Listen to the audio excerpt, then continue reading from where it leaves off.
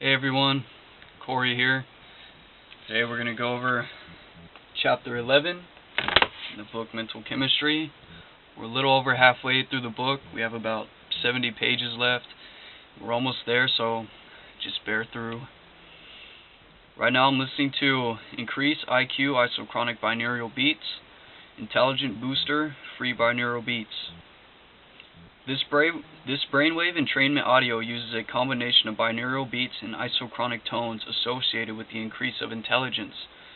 The binaural beat carrier frequency is 492 Hz. This frequency is associated with the cortex and has the effect of increased intelligence. The binaural frequency used is 15.4 Hz. This is the lowest octave of 492 Hz and has the same association with the cortex and having the effect of increased intelligence. This audio also features an isochronic tone with a carrier frequency of 197 Hz, which is associated with the heart and has a loving and warming effect. The isochronic pulse is set to 11.5 Hz. In neuropathy, a frequency used if increased intelligence plus mental efficiency is the objective. The binaural beat provided is not meant to replace or substitute the recommendations or advice of your physician or healthcare provider. This video should not be used for diagnosing or treating a health problem or disease. If you believe, okay, we don't need to read that part. So Chapter 11, Mental Chemistry by Charles F. Haanel. Mental Medicine. In the Law of Mental Medicine, Thompson J. Hudson says, like all the laws of nature, the law of mental medicine is universal in its application, and, like all the others, it is simple and easily comprehended. Granted that there is an intelligence that controls the functions of the body in health, it follows that it is the same power or energy that fails in case of disease. Failing, it requires assistance, and that is what all therapeutic agencies aim to accomplish. No intelligent physician of any school claims to be able to do more than to assist nature to restore normal conditions of the body.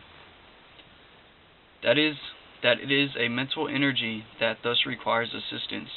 No one denies, for science teaches us that the whole body is made up of a confederation of intelligent entities, each of which performs its functions with an intelligence exactly adapted to the performance of its special duties as a member of the confederacy. Now remember, these intelligent entities that he's talking about are the living cells in your body. Each cell in your body is its own living organism. It has its own mind. It has its own intelligence. It has its own thinking processes. So, in a way, us as consciousness, we are in control of this organism, which is part of the physical and mental, it's part of the physical material realm. You know, that really indicates that the physical aspect of our reality has its own properties, you know, like physics.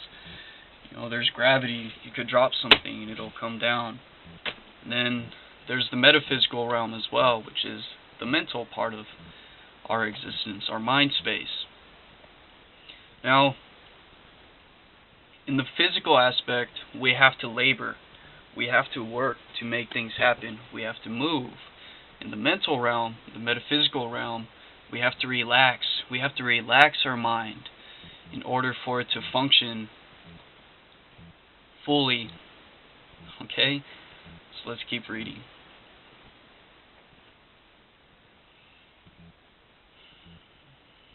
There is indeed no life without mind, from the lowest unicellular organism up to man. It is therefore a mental energy that actuates every fiber of the body under all its conditions. That there is a central intelligence that controls each of those mind organisms is self-evident. Whether, as the materialistic scientists insist, this central intelligence is merely the sum of all the cellular intelligences of the bodily organism, or is an independent entity capable of sustaining a separate existence after the body perishes, is a question that does not concern us in the pursuance of the present inquiry. It is sufficient for us to know that such an intelligence exists, and that, for the time being, it is the controlling energy that normally regulates the action of the myriad cells of which the body is composed.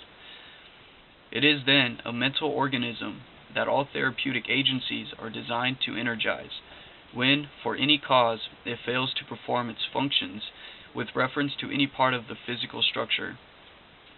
It follows that mental therapeutic agencies are the primary and normal means of energizing the mental organism. That is to say, mental agencies operate more directly than any other, because more intelligibly upon them, a mental organism. Although physical agencies are by no means excluded, for all experience shows that a mental organism responds to physical as well as mental stimuli. All that can be reasonably claimed is that, if therapeutics, a mental stimulus is necessarily more direct and more positive in its effects, other things being equal, than a physical stimulus can be, for the simple reason that it is intelligent on the one hand and intelligible on the other. It must be remarked, however, that it is obviously impossible wholly to eliminate mental suggestion, even the administration of material remedies. Mental suggestion. Suggestion is your thought processes. When you think certain things, those are what you are suggesting. There's a thing that they call the power of suggestion, what you suggest to people around you and what you suggest to yourself. It all comes from in here, because we are creatures of habit, and that which we habitually suggest to ourselves becomes habitual, becomes our character, who we are. Then it becomes auto-suggestion, and you do it automatically. There was a quote, I believe it was from Aristotle. It says, how did it go? We are creatures of habit. Excellence then is not an act, but a habit. Something like that. You guys get the point. All that can be reasonably claimed is that... Okay, I already read that part. Let's be marked. Suggestion, even the administration of material remedies. Extremists claim that the whole effect of material remedies is due to the factor of mental suggestion, but this seems to be untenable. The most that can be claimed with any degree of certainty is that the material remedies, when they are not in themselves positively injurious, are good to legitimate forms of suggestion, and as such are invested with a certain therapeutic potency, as in the administration of the placebo. Now, the placebo effect. I'm sure you guys heard of the placebo effect when, say, someone goes to a doctor and the doctor gives them a sugar pill. And the doctor tells them that this pill is going to help them with whatever condition that they have. And it's just a sugar pill. It's not really going to help them. But the fact that they believe what the doctor had told them, and that they believe that the pill is going to help them, their body cured themselves. The body cures itself due to what you mentally suggest to it. Like I said, everything is vibrations and everything is energy.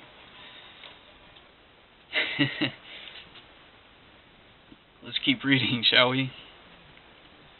It is also certain that, whether the remedies are material or mental, they must, directly or indirectly, organize the mental organism in control of the bodily functions. Otherwise, the therapeutic effects produced cannot be permanent.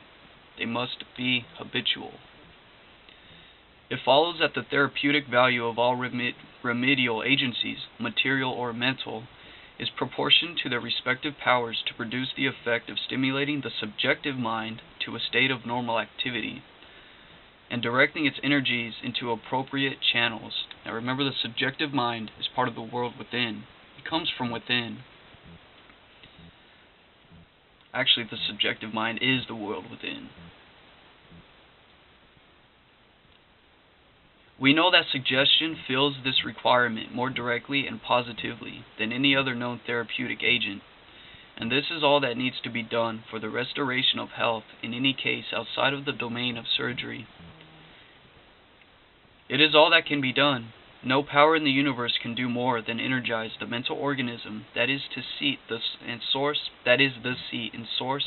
of health within the body. A miracle could do no more. Professor Clouston, in his inaugural address to the Royal Medical Society in 1896, says, "I would desire this evening to lay down or enforce a principle that is, I think, not sufficiently, and often not at all, considered in practical medicine and surgery.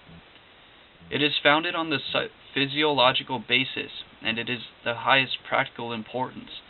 The principle is that the brain cortex, and especially the mental cortex, has such a position in the economy that it has to be reckoned with more or less as a factor for good or evil in all disease of every organ, in all operations, and in all injuries. Physiologically, the cortex is the great regulator of all functions, the ever-active controller of every organic disturbance. We know that every organ and every function are represented in the cortex, and are so represented that they all may be brought into the right relationship and harmony with each other, and so they all may be converted into a vital unity through it. Life and mind are the two factors of that organic unity that constitute a real animal organism.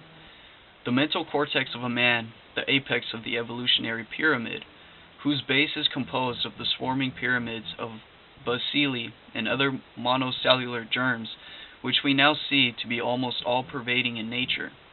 It seems as if it has been the teleological aim of all evolution from the beginning.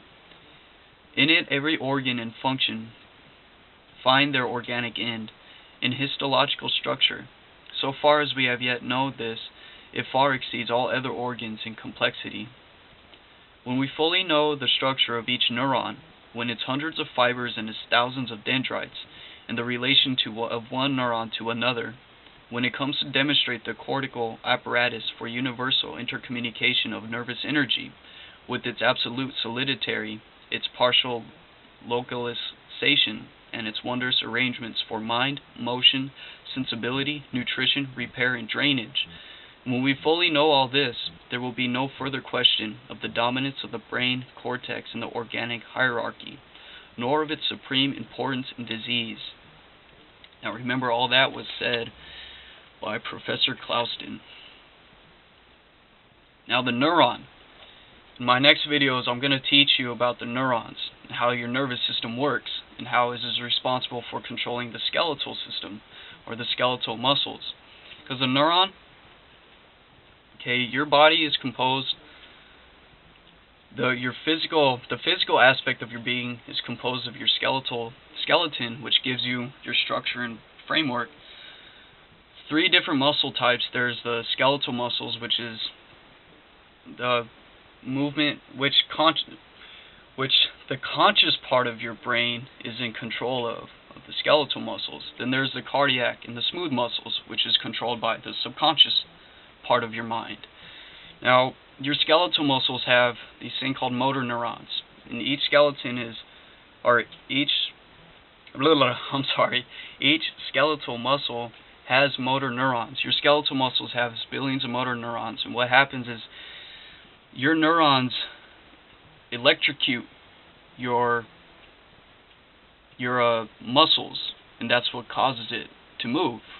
Electricity there through the motor neurons, and through the interneurons. That's how your nerves interact with each other and send information across each other, is through your interneurons. And there's the afferent and the efferent motor neurons. Afferent is when your brain registers that you are touching something. All the senses that I'm touching the table, and by your, I want to say mechanoreceptors. Your mechanoreceptors are the ones that are responsible for the feelings of touch. So your neurons send electrical signals all the way up to the brain, and then the brain, which is called afferent, then the brain responds to it by efferent electricity, by giving it a signal of how to respond to it. In my later videos, I will have a demonstration of it. I will have illustrations, and I will show you guys how the structure of the neuron works, the axon, and then the dendrites, and also the nucleic structure of that specific cell in your body. So, yeah, I think I'll save that for another time, and should keep reading this. The Lancet records a case of Dr. Barkis of a woman with supposed disease of every organ, with pains everywhere, who tried every method of cure, but was at least experimentally cured by mental therapeutics, pure and simple. Cured by mental therapeutics. Assured that death would result from her state, and that a certain medicine will infallibly cure her, provided it was administered by an experienced nurse. One tablespoonful of pure distilled water was given her at 7, 12, 5, and 10, to a second with scrupulous care, and in less than 3 weeks all pain ceased, all diseases were cured, and remained so. This is a valuable experiment as excluding every material remedy whatever, and proving that it is the mental factor alone that cures. However, it may be generally associated with material remedies. The placebo effect.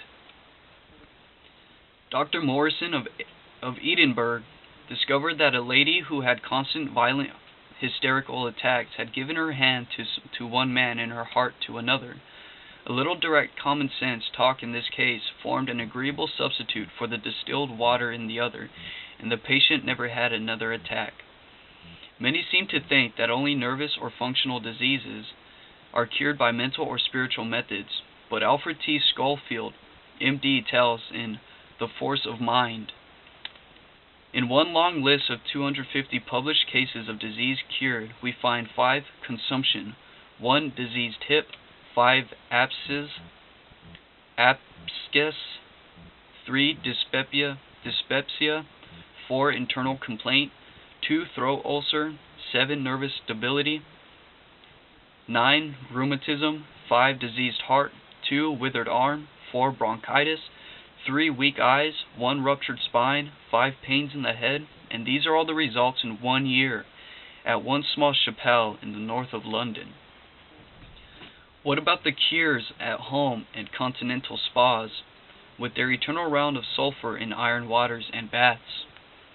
Does a doctor attached to the spa in his heart of hearts believe that all the cures which in these cases he cheerfully certifies to are affected by the waters, or even the waters and the diet, and the air? Or does he not think that there must be a something else as well, and to come nearer home and into the center of all things, and the chamber of all his secrets, in his own consulting room and in his own practice? Is not the physician brought face to face with cures, aye, and diseases too, the cause of which he cannot account for, and that he is often surprised to find a continuation of the same treatment originated by the local practitioners is, when continued by his august self, efficacious? And is not the local practitioner not only surprised, but disgusted as well as to find such is the case? Does any practical medical man, after all, really doubt these mental powers? Is he not aware of the ingredient faith, which, if added with his prescriptions, makes them all often powerful for good? Does he know experimentally the value of strongly asserting that the medicine will produce such and such effects as a powerful means of securing them? If, then, this power is so well known, why in the name of common sense is it ignored? It has its laws of action, its limitations, its powers for good and for evil. Would it not clearly help the medical student if these were indicated to him by his lawful teachers, instead of his gleaning them uncertainly from the undoubted successes of the large army of irregulars? We are, however, inclined to think that, after all, a silent revolution is slowly taking place in the minds of medical men, and that our present textbooks on disease, content with merely prescribing any mental cure in a single line as unworthy of serious consideration, will in a time be replaced by others containing views more worthy of the century in which we live. That's the end of chapter 11. I think I will go over chapter 12 right now. I'll see you guys in 1 minute.